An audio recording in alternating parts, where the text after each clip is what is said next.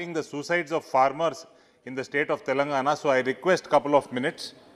Sir, in Telugu there is a proverb, donga donga, donge donga donga annattu, which Hindi version is ulta chor kotwal ko date.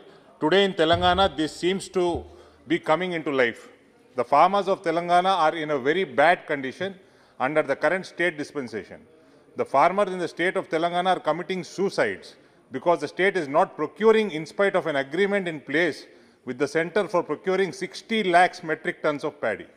Between 2014 and 2020, more than 416 farmers have committed suicide only in Siddipet district, which is the home district of Chief Minister and Finance and Health Minister. Another reason for the increase in farmer suicides in Telangana is delay in procurement of paddy, due to which during the rains the produce stands damaged, resulting in irreparable loss to the farmers.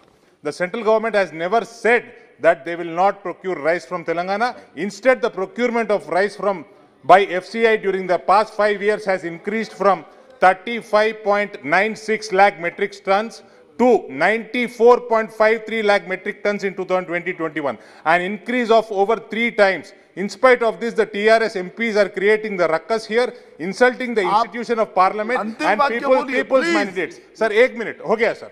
Regarding paraboiled rice, sir, the FCA has been communicating with the states since many years to reduce the production of paraboiled rice, as the states that consume paraboiled rice are now self-sufficient. There is another reason for going on in this process. The paddy which is procured and being distributed among all rice millers to make custom milled rice, the old-fashioned rice mills are selling this paddy for rupees 1600 per quintal to the modern rice mills, which are milling it and selling